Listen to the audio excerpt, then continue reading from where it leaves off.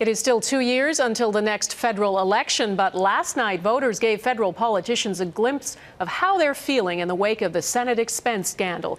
They voted in 4 by-elections across this country, and while the results appear to maintain the status quo, it was not a good night for the Conservatives, and it was even worse for the NDP. Jacques Bourbeau reports.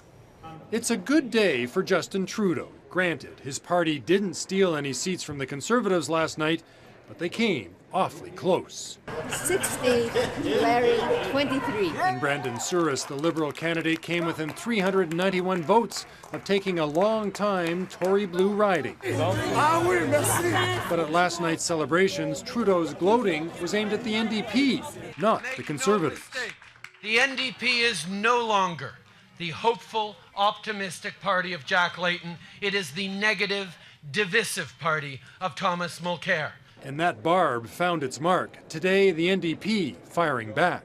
That Justin Trudeau would use Jack Layton's dying words as a political tool says everything that needs to be said about Justin Trudeau's judgment and character. Crunch the numbers and you see who won and who lost in the by-elections.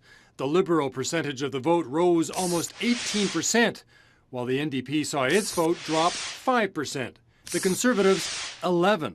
The Liberals have got some great momentum, no question about it. They are, in many cases, the big winners last night, but they have to build on that. For the Conservatives, there's good and bad news. They held on to their 2 Manitoba seats, but voter support dropped significantly. For the NDP, things are more bleak.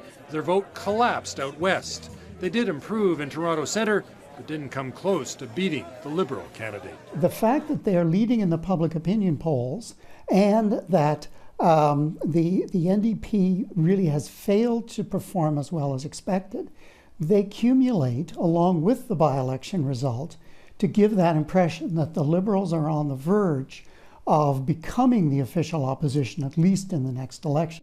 And that's the race to watch in the months ahead as the NDP and Liberals do battle, both trying to establish themselves in the minds of Canadians as the real alternative to the Harper government. Donna? Jacques Bourbeau, thanks.